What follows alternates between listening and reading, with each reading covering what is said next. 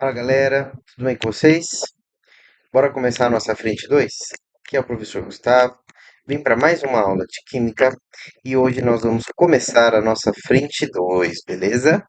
Então pega lá sua mochila, coloca no módulo um da frente 2 e vamos começar, beleza?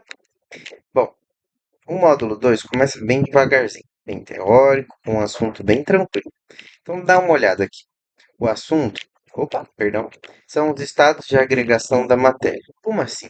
É um nome bonito para falar sobre os estados físicos da matéria. E o que que isso quer dizer?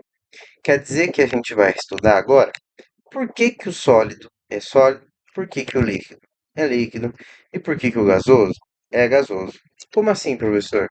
Vamos lá. Antes de mais nada, relembrar aqui, né? Bom, são três os estados físicos que a matéria possui: o sólido, o líquido e o gasoso.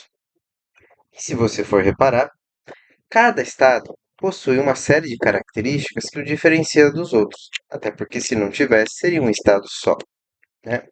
E o que isso tem a ver? Aqui a gente vai estudar por que que eles possuem essas características. Como assim?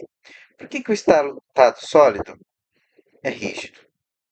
Por que que a gente não consegue comprimir o estado sólido?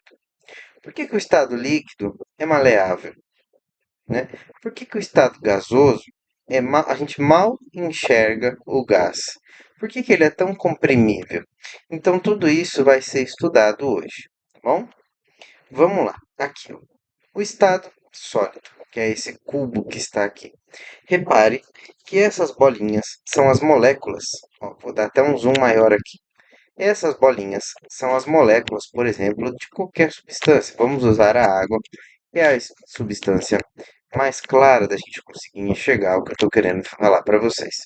Então repare que cada bolinha fica posicionada firmemente uma ao lado da outra, né? E assim elas ficam sem se mover, imóveis, literalmente, tá? Para dizer que não, é como se elas ficassem assim, ó. Elas vibram, né? Mas elas não saem do lugar. Por que isso acontece? Porque essas moléculas, elas estão no estado mínimo ali de energia, né?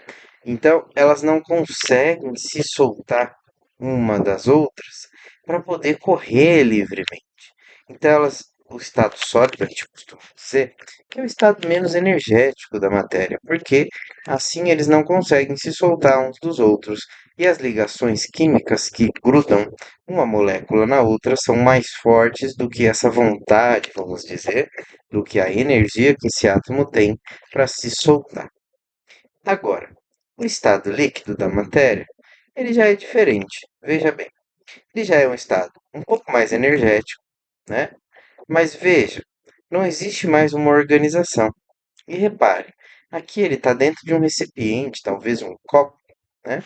Mas veja que as moléculas já não têm uma organização e elas não ficam tão grudadas assim umas nas outras.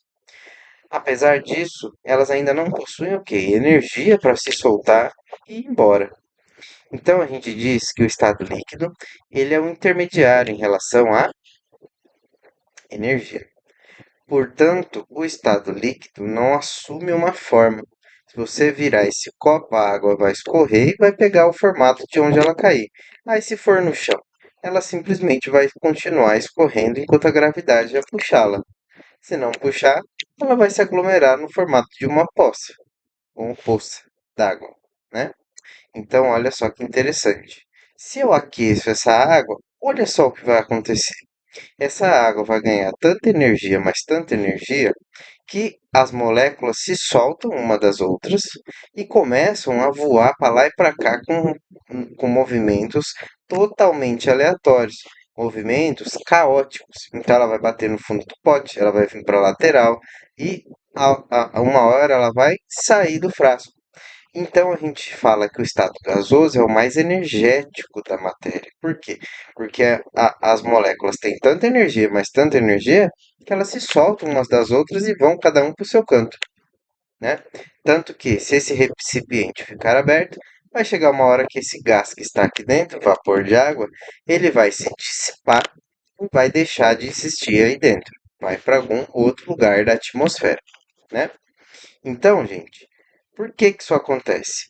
Porque a matéria, ela passa, como vocês podem ver, por mudanças de estado físico conforme você adiciona ou remove energia dela, né? No caso da água, você consegue fazer isso. Por exemplo, adicionando o quê?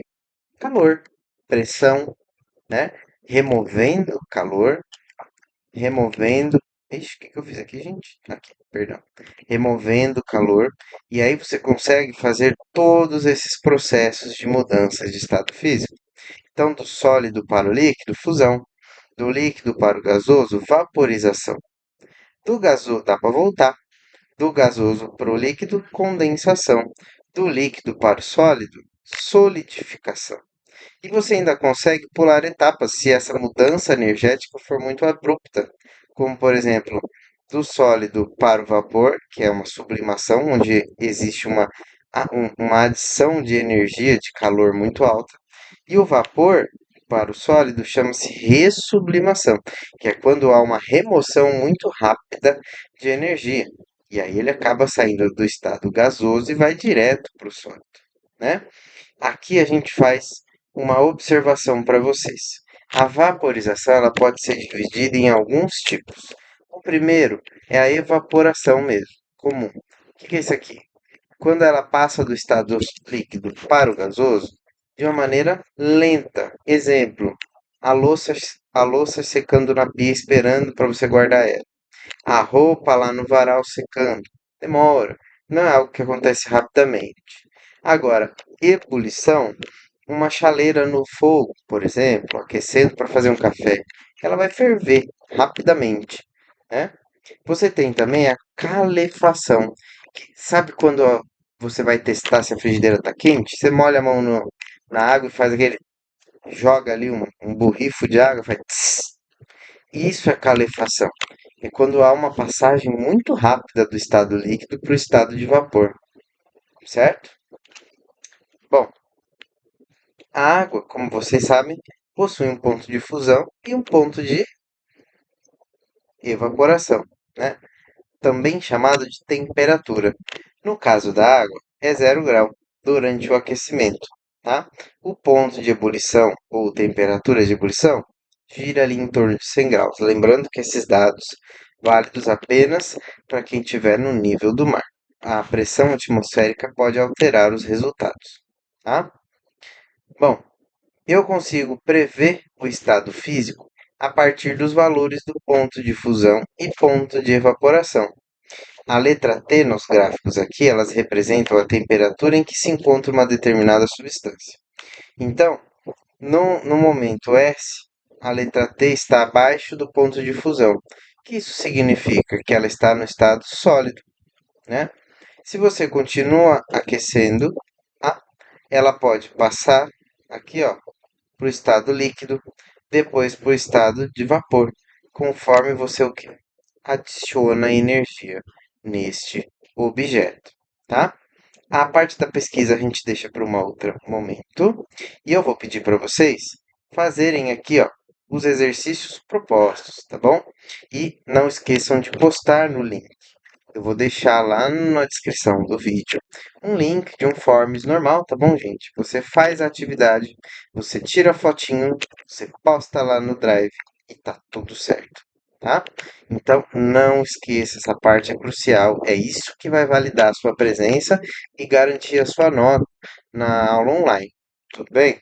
Então eu vou ficando por aqui. Qualquer dúvida vocês me procuram na sala de aula e até a próxima aula. Tchau, tchau!